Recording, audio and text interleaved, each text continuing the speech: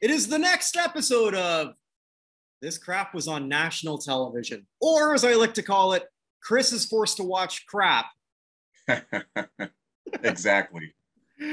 So with me, as always, is Chris Bournea from Columbus, Ohio. How you doing, buddy? Great. How you doing, Kirk? Doing good. So I guess we're going to take a trip to Chicago via Milwaukee. Yeah, in a time warp in the 60s, which I was confused. I thought it was the 50s, but it all kind of seems like the 80s as well. Well, and that's where we'll sort of look at, I think at one point in time, we're going to do a Happy Days episode. We have to, because no show plummeted in quality probably more than Happy Days from what it tried to be to what it became. But that's television. You're a slave to ratings. Well, they literally coined the term jumping the shark was literally coined for Happy Days because of that episode with Fonzie water skiing and jumping the shark. Complete with his leather jacket. Yeah. We could do a whole giant thing on Happy Days, but we're doing an offshoot today. Joanie loves Chachi, considered by TV Guide and I think Entertainment Weekly as one of the biggest missteps. And I don't know that that's necessarily fair. I think it's just because of the level of who was involved. Yeah. That it is. So this was actually, I thought this was only the third spinoff of Happy Days. It's actually the fourth. Okay. So the first one being Laverne and Shirley, which became a massive hit. The second one being a fluke in Mork and Mindy, which you don't even think of that as a spinoff, but it was. When Mork was in that episode. Yeah, I'd heard that. I don't think I ever saw. I think I saw a clip of the episode, but I never actually saw the entire episode. Well, it also sort of like speaks to how Happy Days, which was supposed to be a show about nostalgia, morphed into Fonzie just sort of having misadventures. Right. And Mork came from he was trying to like take Richie away as I guess someone to take back to his planet Orc, and Fonzie saves the day. Right. And then, and rightfully so. I think it's ABC. I think who had all this. Yes. Okay, so ABC. I don't know if they had all of it, but I know they had Happy Days. Okay, so I think, well, whoever it was figured, okay, look, we got Robin Williams. Like we can make a star out of him, and they did. So kudos on that. So then you have your third spinoff, which actually, the one I just learned about, Blansky's Beauties. Never heard of that. Wow. I hadn't either. If it wasn't for a Wikipedia search, I never would have heard of it. And that one was set in the late 70s also, but it was based on apparently Mrs. Cunningham's sister or something like that. And then they just took it to modern day where all of a sudden she became the head of a bunch of showgirls in Vegas. Interesting. No, it wasn't. the concept is interesting, but yeah, that's really weird. But it did star a young Scott Baio. Blansky's Beauties? Yeah. So is that where they found him for Happy Days, or was that after Happy Days? I'm assuming it's before, but I'm not really it must be before because he plays a different character. When I watched a little bit of it, they even had Pat Morita reprising his role as Arnold. Interesting. So I keep using that word, but well, doesn't sound like it. I don't know. I don't know if it's something I didn't really get very far, but so they either way, Baio gets on Happy Days, and becomes a breakout character with Chachi. Right. But to a point, right. I mean, when I say breakout character, I think we're talking about one specific demographic, preteen and teen girls. Yeah. Yeah, teen and preteen. Yeah. And so Scott Baio was arguably at that point, I think, in the Happy Days canon, because Richie was gone at this point. So you've got Fonzie is the big star with Chachi as the number two. Okay. I would argue that at this stage. Yeah. Yeah. So this is the first time they've ever done a spinoff with a real big character. Joanie was a popular character. And then you throw in Al, who I actually enjoyed Al on this. Yeah. But I don't think he was strong enough to carry. Well, he wasn't carrying the show because he wasn't a title character, but I don't think he was strong enough to have more of a storyline than what he had on Happy Days. I agree. Al can't be, as much as I was sort of like enjoying his facials and just sort of like the way he could sort of do things. But yeah, you're right. He's a one trick pony. He's good to sort of like do his shtick and then move on. He's at his best a seventh or eighth billing, and here he's third. Yeah. And Al playing the fatherly figure when he really had no previous reference to that. I would actually argue that he was sort of fourth billing, because I think John Travolta's sister, I don't remember her first name, her character was much more, to me, maybe she just is a scene stealing actress, but her character was more watchable and seemed to be more extroverted than the Al character. Well, I think a better performer. Yeah, yeah. Al Molinaro could only do certain things, but he did it well. And yeah, I guess we'll talk about him for a bit. I didn't realize he lived until just recently. He only passed away 5 years ago. How old was he? Like 90 something? He died at 96. Wow. And you look at Al at this point in 1982, because this came out March 29th, 1982. Al, I thought, was on death's door, but he lived another 30 years. Yeah, it's interesting how people who were middle-aged when we were kids, middle-aged and so much older looking. So than middle-aged now, since we're there. But yeah, actors back then, a lot of them just seemed like they were way older than their age, because he would have been what, late 40s or 50s doing Happy Days doing this. No, he was 64. Oh, okay. But like he was also not in shape. But I guess we'll sort of get there. So we start. I think we already know right away that this is going to be bad. I'm sure I watched this as a kid, but I have no recollection of this whatsoever. But we open up with Chachi playing the piano, which I don't think he really was playing. Yeah. And he's singing, and he can't sing. Yes. I mean, no, he can't. Yeah. So then Joanie jumps in. Now, I looked up over and over to see if she was actually singing, and apparently she was. Okay. So she's not bad. Was he singing? I think so.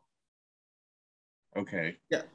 Because I don't think either of them sing well. I mean, maybe she sings well enough.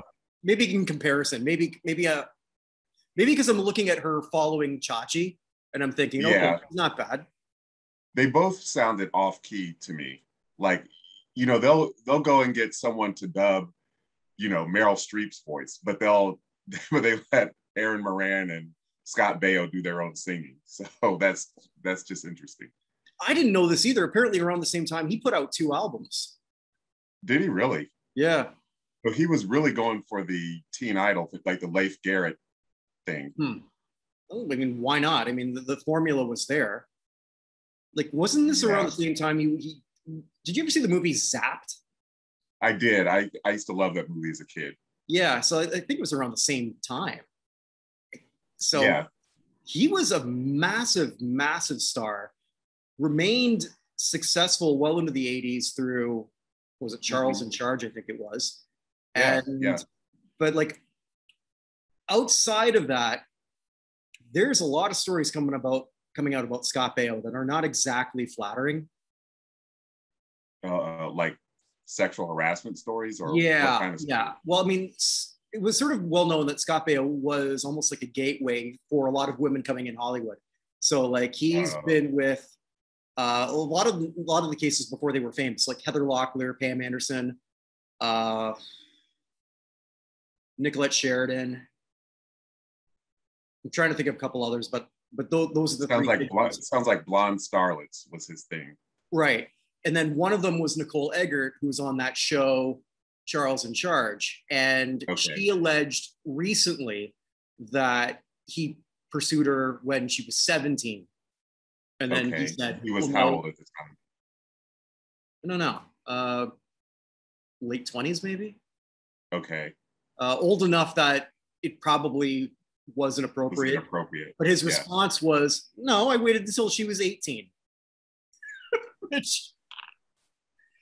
It's kind of become a he said, she said, and because also Scott Baio is a staunch Republican. Yeah. And I could care less about his politics personally, but it's not something that it doesn't help you if you're a Republican in Hollywood trying to gain favor with anybody else. Yeah. Well, just with since the Me Too movement period, it doesn't really matter your party affiliation. Just people are speaking up about things that used to be swept under the rug. As they should. Yeah. Yeah. And one of the people he actually was with at one time was Aaron Moran. Yeah. In researching this, I think I had heard that they actually dated, but I wasn't sure until I actually saw a couple interview clips. Whatever happened, it did not end well. No. I saw one interview that she did when I was researching this, and because Scott Baio got in trouble because she passed away 6 years ago, and I guess if Aaron Moran's passing away, the first celebrity you're going to try to reach out to for a comment is going to be Scott Baio. It makes perfect sense. Yeah. And he kind of threw her under the bus by saying like, well, unfortunately, when you do the amount of drugs she was doing, which a lot of people didn't know that she had a drug problem. I didn't know that, if that's even true, but she actually didn't die. Did you see his follow-up interview? I did, yeah. And it was the Apollo, because it turned out she died of cancer. Yeah. But, he came off very holier than thou. Yeah. And it was a bad look. Well, the thing is that what I took from it was that he was guessing that she drank and did drugs. Yeah. Like he didn't say explicitly like, oh, when we were working together, she was always getting high, the way that Valerie Bertinelli knew that what's her name? Eddie Van Halen. Mackenzie Phillips. Oh, Mackenzie Phillips. Okay, yeah. Yeah, like that was a well-known, Mackenzie Phillips' addiction problem was a well-known thing. She got written out of the show One Day at a Time several times for it. But Aaron Moran's alleged drug use was not well known to anyone who didn't work. So it's like, I didn't get the sense that he actually saw her doing drugs. Is what I got this, especially from his apology video, was that he assumed because she said she came from a dysfunctional family where substance abuse was an issue, that he attributed her early death to drug use wrongfully. Mm-hmm. It was just like saying, oh, she came from a family where this was common, so it's not really a surprise. And then it turns out he was talking out of the wrong side of his neck, and he had to go back and backpedal and clean it up. I did see one interview with her. I don't know who was interviewing her. Looked kind of amateur hour, but she did look intoxicated.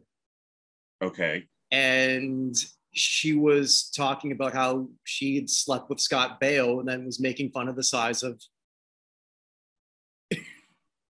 Yeah. I think I saw that interview too. And what she said was he was 7 years younger than her. And so that was weird too, because it made it sound like he was underage. See, that's not how I heard that. I thought it was like it's like she said he was 7 years behind, stunted in growth. Almost to say that he grew, but he didn't go through. It was very strange. It didn't make any sense. Yeah. So, either way, they had a complicated relationship off screen. On screen, they look like a great couple. Because I will say, because when they were doing that opening theme, and then they morph into, I guess, on stage, if you're a little kid or teen girl or whatever, and you're looking at these two, looking at each other's eyes, I believe they're completely in love. I do, when they're looking at that point. So they're playing to that crowd, but then right away, you still know that you're in trouble because the song sucks. Yeah, I didn't think the song, it was like, first of all, the song wasn't era appropriate. It didn't sound like a 1960s song. It sounded like an early 1980s song. So that confused me. It's like, oh, did they just jump in time to current time and just leave the whole Happy Days premise of 50s nostalgia behind? So that confused me. And then I didn't think it was the song. I thought neither one of them can sing well.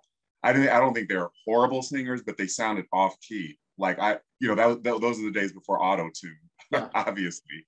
But I just don't know why they just didn't have somebody dub their singing. Well, it's low rent cruise ship. Okay. That's sort of the way I looked at it.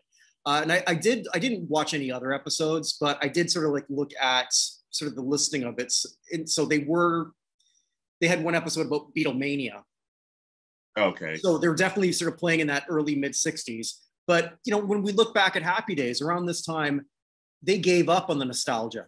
I mean, they let their the male cast members grow their hair out, which wasn't happening until late 60s, early 64. Yeah. Nobody was dressing like they should, except for Mrs. Cunningham. Right. I mean, nothing fit. So, I mean, they just gave up on continuity completely. Yeah. I agree. Yeah. So and I think that's also why they didn't even try to make anything musically appropriate because, well, okay, this isn't a show about nostalgia anymore. They gave up that. Right. Happy Days gave up on that. I don't know when. Because when you look back on it, in 1964, the Fonz would not be cool. In which year? 1964? Well, in the mid 60s, if he's still dressing like a greaser. Yeah. It's like, because he wasn't Easy Rider-ish enough. He wasn't rebellious enough. Yeah. He was still kind of like on the more dangerous, but not quite. Yeah, but in like 1965, you see somebody with the Elvis hair, like come on, you're a nerd now. A pompadour, yeah. That would have been outdated by then. Yeah. Mm-hmm. So as they're doing that, we see co-starring Al Molinaro, Ellen Travolta, Art Matrino. When I saw it, it's like, okay, well, I know this guy. So he was in Police Academy 2 and 3. Yes, I remember him. Yep. Yeah. I was trying to remember where I'd seen him too, but yeah, exactly. And then the close of the montage is they're getting applause from a crowd that just happened to magically appear because Chachi was playing in front of empty chairs initially. But hey, it's the magic of TV. Lots of magic of TV. Outside B-roll, we see it's the grand opening of Del Vecchio's family restaurant, which made me think, I don't remember Al being a good cook. I think he just served burgers all the time, but all right. Yeah. So be it. Al climbs the stairs. I thought Al was going to have a heart attack. He's lumbering up these stairs. Yeah. And again, he lived 30 more years. So good on him. Good for him. And he's cooking or pretending to taste his food because his spoon never got dirty. Then he by the third pot, it tasted terrible. That's where I thought, okay, Al's at least showing some good comedic chops. He's making that funny face. Ellen Travolta comes in playing Louisa, gets a pop from the crowd. And I should mention too, that's the thing when I think the problem also with Happy Days at the end, because it became so popular, when you're doing that in front of a live studio audience, just whenever somebody appears, that's such an 80s thing. It doesn't happen now for them to get like this roar of applause, like, oh my God. Yeah, exactly. Because I remember certain sitcoms where certain characters would make an entrance and they would actually pause before saying their line to hold for the hoops and hollers. Yeah. Yeah, this happened. Yeah, I think later on where Mr. Cunningham, Tom Bosley comes in, he's about to do his line, and then he has to wait for the applause to die down. Yeah, I thought he actually like repeated his line because like he started saying it, then the applause was so loud that he repeated the line. Yeah, I think so. And Happy Day, they just let it go. I mean, I guess at that point they didn't care. Yeah, why do another take? This is not going to make it anyway. So the third pod, it tastes terrible. He realizes it's pants in there. So, and then she comes up and says, like, why are you doing that? And he says, well, I was trying to get a stain out. What stain would this be? It's already pretty. It's a strange thing. I've never heard of anyone trying to get a stain out by putting. Silly me, I just use a washing machine or I scrub it out, but what do I know? Yeah. Boiling pants, who knew? Certainly not I. And then Al asks his wife, the most valid question, but only works in the sitcom world. Why do I have to meet your family the same day I'm opening a new restaurant? That's a pretty damn good question. Yeah. Very, very exposition. Yeah, that only happens in 24-minute sitcoms because this would never happen in any other thing. Al gets no real answer, and then they start horse playing. Chachi walks in, and the audience goes nuts. A lot of teen girls were going nuts. And every time he made an entrance, they'd scream. Yeah, Scott Baio there was a mania around him that certainly existed. And I think if I was the producers, I think I'd have a gem here. I really do. I would have tried this. Right. Chachi seems to be handling that his mom, he's watching his mom get felt up, and he seems to be okay with it. I wouldn't be, but okay. Yeah, that was weird. Yeah. We learn also from little plot devices that Chachi's been away from Milwaukee for at least 2 weeks, and he's missing Joanie terribly. Makes sense. Right. And he's trying to come up with excuses to go there, but he's always talked out of it. His mom says, you can go back in a month. A month? Oh my God, it's going to be awful. I miss Joanie. It's kind of cute. But then the family just shows up all at the same time. I guess parking was really easy. They must have come in a herd. And a bunch of random Italians pop in. I'm assuming they're Italian.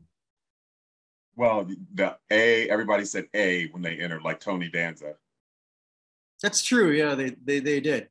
Very touchy-feely people. Yeah. That might have been where Governor Cuomo got his ideas.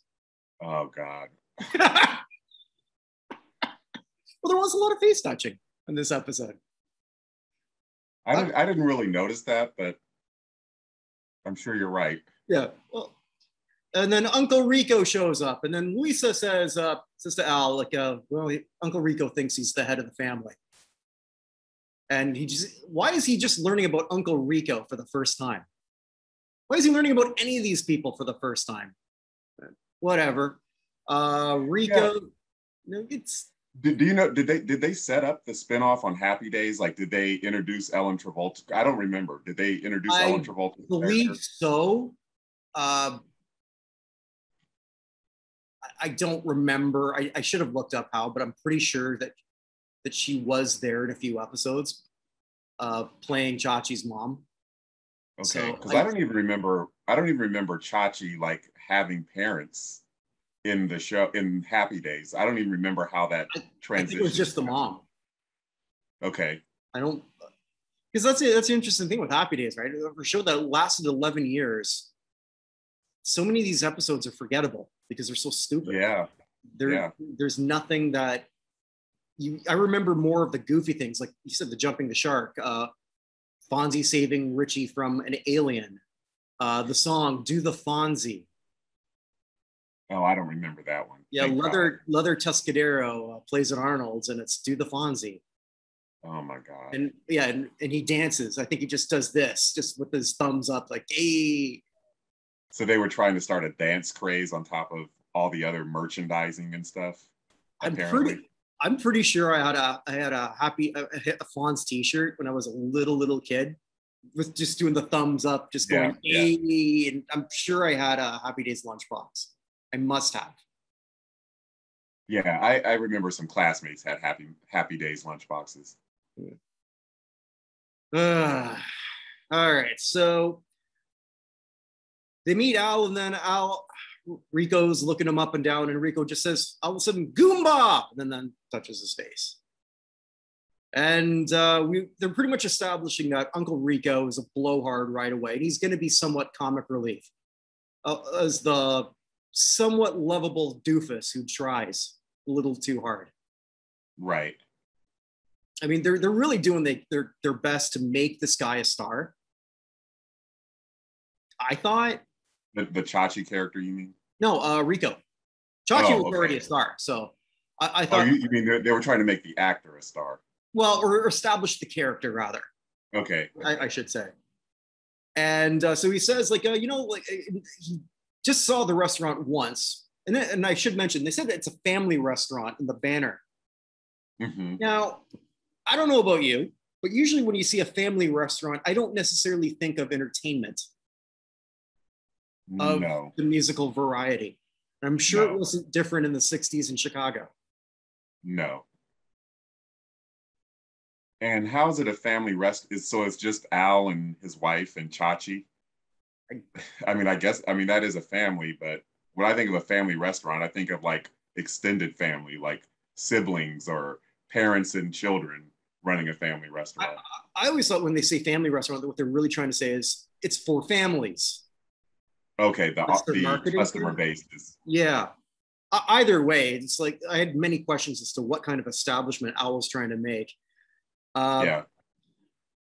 We learned that so Rico just walked through the restaurant once, says, you know what, you need entertainment. Says, like, hey, Al says, I've got some Chachi. And then he hasn't seen Chachi forever. He says, and Chachi comes up and says, hey, who are you? I'm Chachi. Hey, you got big, you got cute, you got a manager? All right. And apparently, I guess that same night, because they're all wearing the same clothes, that's when they opened the restaurant. Chachi's got a band. Chachi didn't prep anything, apparently. Right. And Rico all of a sudden brought out his kids as the backup band. So, like, what was Chachi gonna do? Just go up there and sing a cappella, I guess. Right. Or play the piano. Piano. He apparently does all of a sudden. Yeah, I guess. And then the drummer. This was, I guess, the guy they tried to think was going to be the breakout character. Bingo. Okay. Bingo, the drummer. No surprise, you never saw any of these three actors again. And I was thinking, were they trying to rip off Sean Penn from Fast Times at Ridgemont High? That's a good question, because like this was supposed to be like the early 60s, I assume. So like that kind of like stoner culture hadn't really kicked in yet. Right. But again, like you said, they paid no attention to the timeline or the trying to be era specific. So because we had a stoner surfer dude in 1964 Chicago. Yeah. I guess so. Fast Times at Ridgemont High did come out in 82. So maybe that's what I was thinking. I mean, they even got someone with the blonde pseudo curly hair. Uh-huh. I mean, that's the only thing I can think of. Were they trying to like get their Spicoli? Yeah. Because it didn't make sense. I mean, I know the surf sound was already out and popular, but there was not a surf psychedelic stoner sound yet. Right. Well, Bingo says, here's $1. I've met you in a previous life. Okay. So yeah, that seemed very California surfer, not Chicago at all. So that confused me. I just realized that's the second week in a row we've dealt with Illinois surf. Yeah. That's crazy. So Chachi wants to get his girlfriend, Joanie, there. Now, what is it, a 2-hour drive from Milwaukee to Chicago? I honestly don't know, but I think they're relatively close. I don't know exactly how long the drive is, but yeah, it's not Okay. that long of a drive. So Chachi goes on stage, and this is where, okay, the band's ready. He just met the band, and they're playing a song that no one's ever heard of. So how did the band know what to do? Right. How? Right. It's not possible that they could possibly know what was going on, what lead to follow. I will say, here's something they did do right. The camera angles, so they changed that up, sort of like going from below, they had the lights behind. So they're really doing everything to like say Scott Baio is a star. Right. Which he was. He was, but I mean, like they figure, okay, this is the money ticket. We are going to do everything we can to make you visually understand that. Right. So I want to try and come up with some positives. This is pretty much the best positive I got. And the crowd is going nuts. Again, it's a weird crowd. A lot of random young 20-somethings decided, hey, here's an opening family restaurant. Let's go.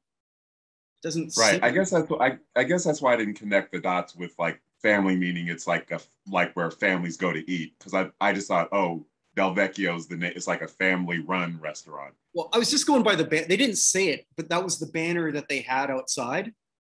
Okay. So, because it didn't say Del Vecchio family, or maybe it did. I don't know that, maybe I'm wrong in how I think of a family restaurant. I could be. It could be a case where both things are true. It could be. Yeah. Well, go ahead. Well, I was gonna say, so a bunch of girls go nuts. Chachi's loving this, and then he's doing. What is he doing? He's doing some autographs. Oh, but before that, yeah, because Chachi congratulates the band, like, you guys are great. They are. For them to know exactly what to play for something that they've never heard of before. That was awesome. They're clairvoyant, yeah. And Bingo says that the song's over. So not only is this guy a stoner dude, he's basically semi-Down syndrome. I mean, there's... yeah, that totally confused me. I was like, was someone else playing while the song was on? It's like... They just can't figure out the idea sometimes where you have, like, I guess what we call the idiot savant. But you wonder how this guy could even figure out how to tie his own shoes. Yeah. Like, it's sometimes dumb characters. You've got to give them something. Maybe the show evolved and it did. I doubt it. And I'm not going to watch the other 16 episodes to find out. I refuse to. I guess that's a sitcom staple, like Chrissy from Three's Company and Phoebe and Joey from Friends. Yeah, but with Phoebe was quirky and Joey had an obvious talent, as an actor. He just wasn't necessarily worldly, which is weird for that as an actor, but he also had the heart. He also had the good heart. He knew what to do with the ladies. This guy looks like he'd walk into a wall, the way they're pulling it off. And with Chrissy and Three's Company, they just devolved that character. The first few episodes, Chrissy wasn't that stupid. I don't remember that. I'll have to go back and look. Is also like do you ever see the end of the finale of Two and a Half Men? No. They kind of went a bit meta, where because Jake the kid comes back, and they're even acknowledging how he says, "Well, I used to be." Yeah, I used to sort of be semi-smart, and then I just really got dumber as time went on. Because they made the kid an idiot. So they went full meta. It was a nice little payoff, I thought. Yeah. All right. So Chachi's loving life, singing autographs. Joanie sneaks up from behind and gives a paper to sign there, and then Chachi's, "Oh my God, it's you!" And it's not what it looks like. Da da da da da. Rico's not happy to see Joanie because he says she looks like a goody two-shoes. And I remember thinking, I heard that term all my life. I don't even know what that means. What? You're good because you have two good shoes? English is Yeah, strange. that's a good point. I don't know the origin of the saying either, Mhm. but yeah, it'd be interesting to Google that and see what the origin of that It's phrase is. it's like have your cake and eat it too. Is there something else you do with cake? Right, right. English is so strange. Yeah. Well, Rico's not too impressed. He thinks that, and he's actually right on this. That if you've got the good looking male pop star, or that works for female too, the good looking pop star, you want everyone to think that they're available. Mm-hmm. Yeah. And he believes that those two don't look right together. Based on who Scott Baio really would date, maybe that's accurate. But for Yeah. the context of this show in the vacuum, the people watching this sure didn't believe that. So either way, they make a deal that says that, okay, Rico, no, Chachi will sing alone tonight, and then we'll see this all tomorrow, the two of you. I thought, well, Rico is an idiot. You can just try this out right now because he's going back up on stage.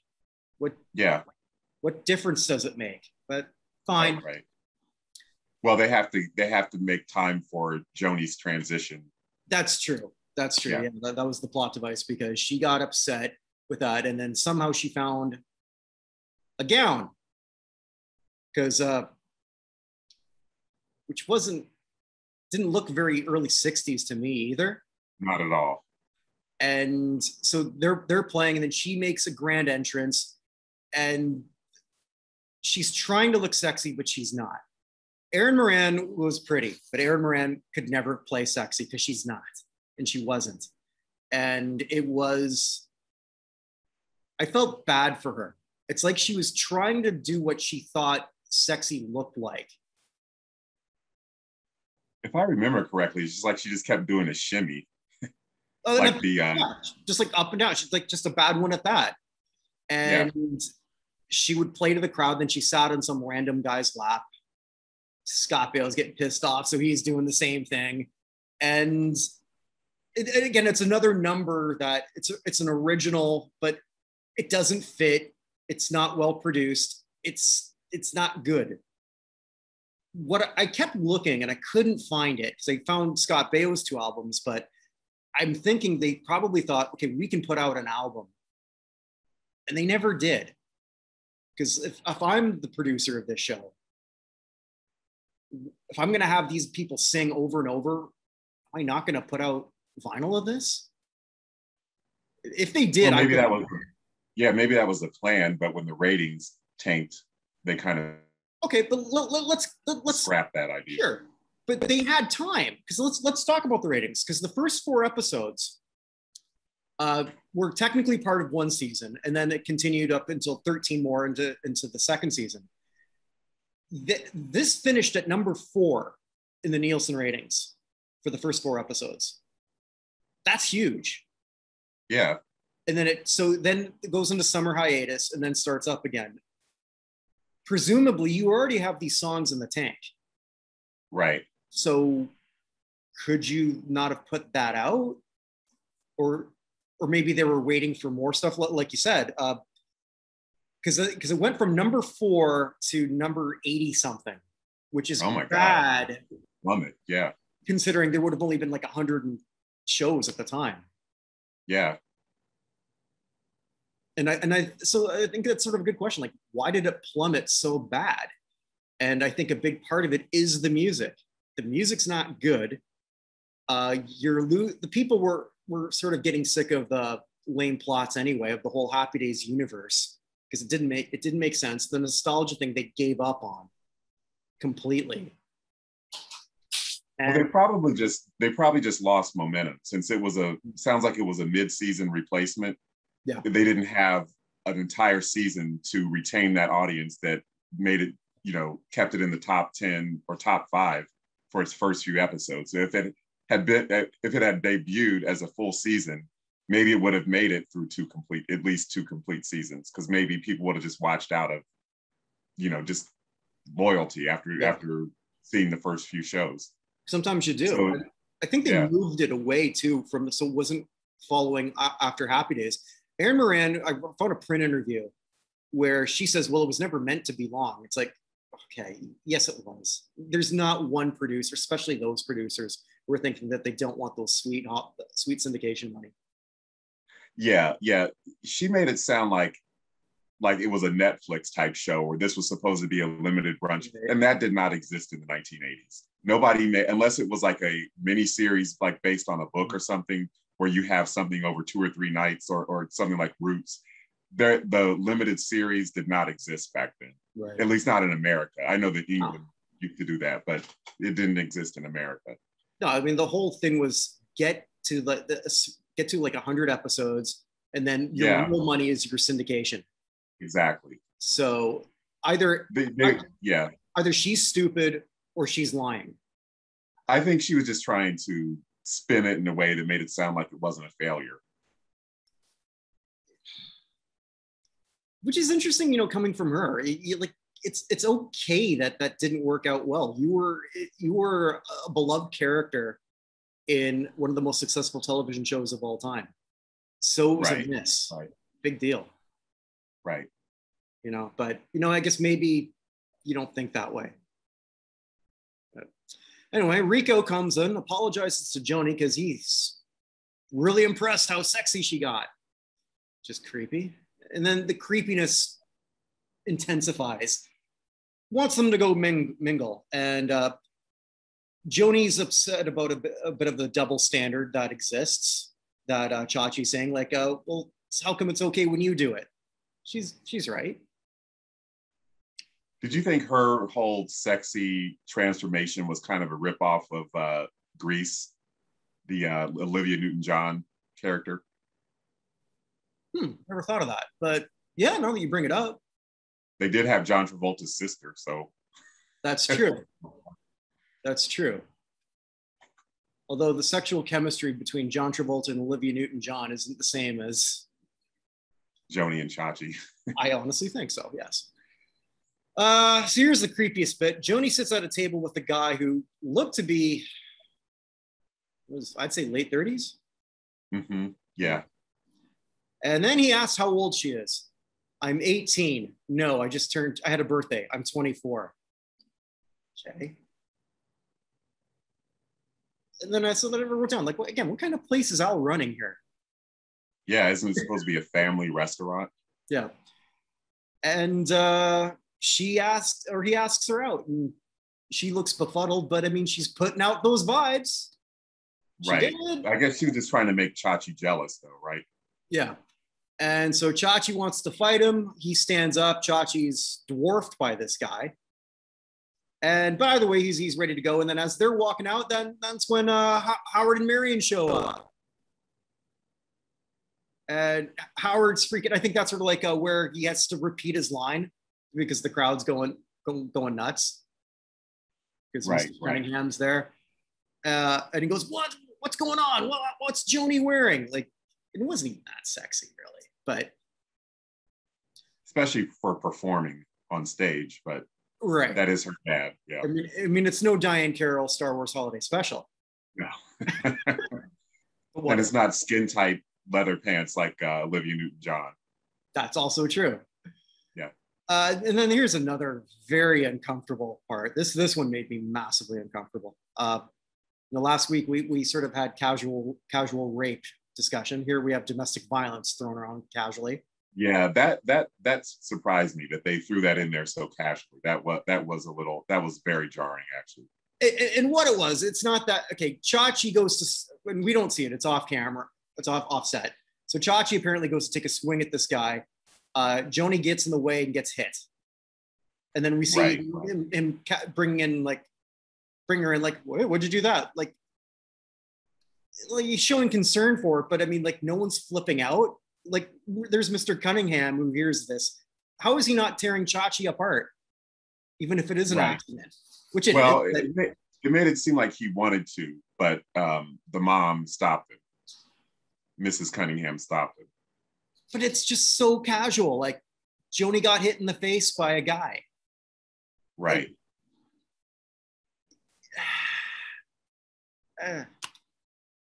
What a time. What a time.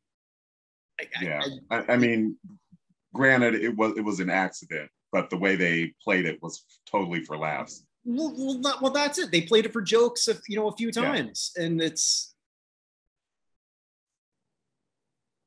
I can't imagine any scenario where I would accidentally hit a woman and not feel terrible for months, maybe longer. And this is just like, I guess Chachi doesn't have much of a right. I don't know. Yeah, what just came to my mind was Meet the Parents when Ben Stiller spiked that. I guess they were playing volleyball or something, water volleyball, and Okay. didn't he hit a woman in the face with the volleyball? I mean, it was an accident again, but it made him look like a total jerk. But it was played for laughs in that movie as well. Yeah, but in that movie, they were able to throw in so much more depth, I think, to the whole characters and everything around. Here, it's just so casual and nonchalant. Yeah. Wasn't it his own girlfriend he hit in that movie? Was that, or was it his fiance? Yeah, I believe so. Yeah. I gotta watch that movie again. So Howard, so they all go upstairs. Howard wants to take Joanie home, and she wants to say, says, "Hey, this could be a great summer job." And Howard says, "Okay, just go downstairs, put some ice on your face." He's pretty calm, again, very, very calm about all that. But he doesn't want the kids to hear that. Basically, he's dumping on Al, like, "I'm not leaving my kid with you because you're weak." Right. Which he agrees essentially right away. And then Al does his yeah shtick, because they all had a catchphrase, and that was his. Pulls up his pants and says, "Rico, I don't know nothing about the music business, but I'm going to trust you. But if you hurt these kids," didn't really have a threat. He didn't really follow up with anything. That's good. That's good enough for Mr. C. And then it reminded me what I always remembered him as a little kid, like he's this great parent. And then I thought about it. He lost a kid. He lost Chuck. What happened to Chuck? Yeah. Good question. Either way, that's good enough for him. And then they answered one question I couldn't remember. Like, for a wholesome show, how are they going to justify Joanie staying there? And then we learned that Joanie's staying with her friend in college, at a college thing. Okay. Another thing that kind of confused me was, I don't remember, did they have some kind of storyline in Happy Days where Joanie decided not to go to college, or she flunked her SAT or something? Because she had this throwaway line in this episode where she says, "Oh, I wasn't at college, and it'll be like my father almost got me into college." And they made it sound like there was some previous storyline where she tried to get into college but wasn't able to. Could have been. Well, I mean, they were playing the whole Joanie and Chachi singing for a bit, so maybe at some point the character says, I want to pursue this. So maybe they did do things to lead up into it. Right. But right. I honestly don't know. And then it closes with the classic thing where we're kids, but we're trying to be grown-ups. And then they kiss, even though she's not worried about her face that Chachi hit. And that's pretty much it.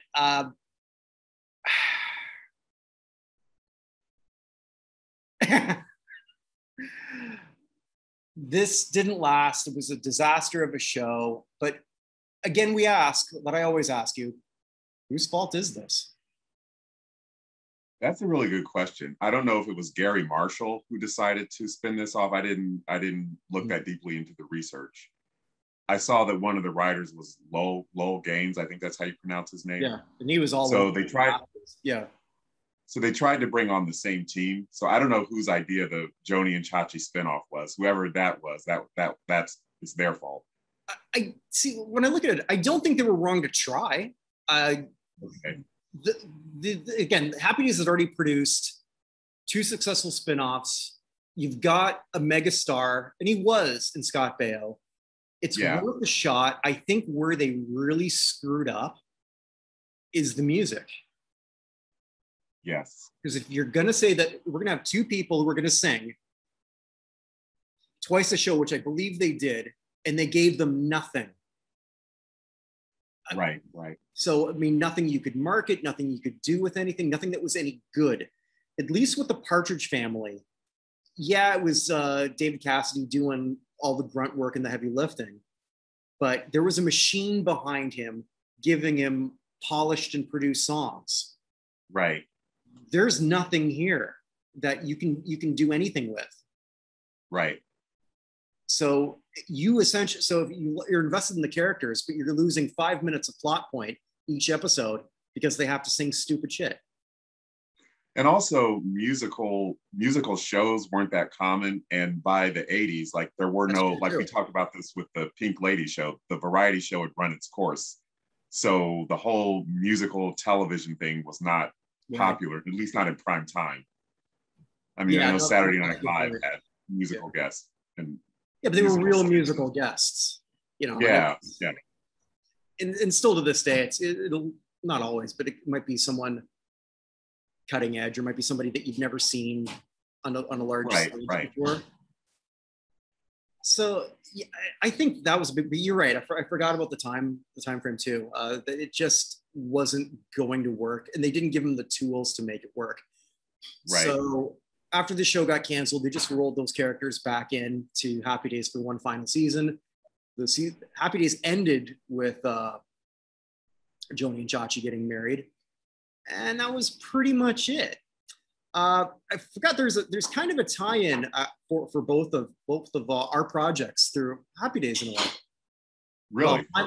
Well, more for mine. I suppose so.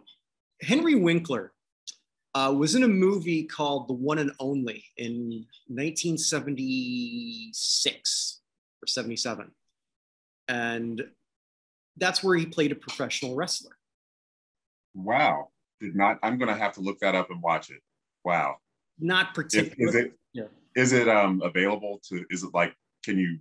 I found it on Netflix. Okay. Not on Netflix. Sorry. I found it on YouTube. Oh, okay. Yeah.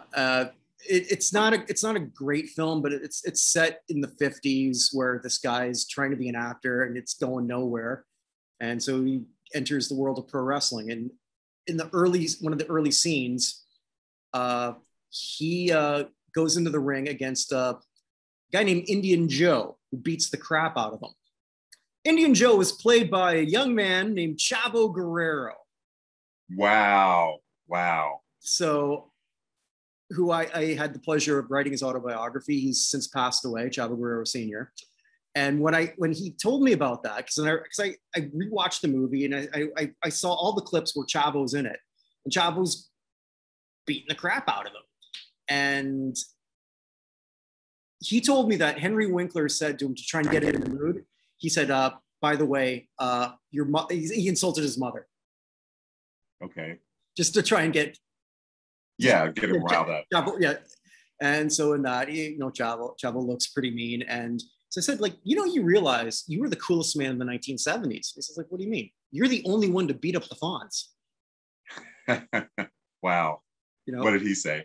He said, I never thought of it that way. And then he put that on his Twitter. Says, I'm the only man to beat up Fonz. And then people said, no, Tom Hanks did. There was one episode that Tom Hanks was in. It was really a draw. But for that. But yeah, it's So Chavo Guerrero beat up the Fonz, I'd like to say. And it's through wrestling that we became connected. Yeah. We both have projects through wrestlers who are no longer with us that are both on Amazon. Mine, it's the Chavo Guerrero Instant Classic. And yours, you can tell everyone again? Yeah, Lady Wrestler. So it's a documentary about the Black women who integrated pro wrestling in the 50s, and you can watch it on Amazon. Mm-hmm. It's women like Ethel Johnson, who the WWE inducted this year into their Hall of Fame. Use the wrong picture, but yes. Yeah. Yeah, so congratulations on the biography. That's quite an accomplishment. I look forward to reading it. Yeah, much appreciated. So we might have something planned for a couple weeks from now, but with that, stay safe, everybody, and we'll see you soon. See you soon.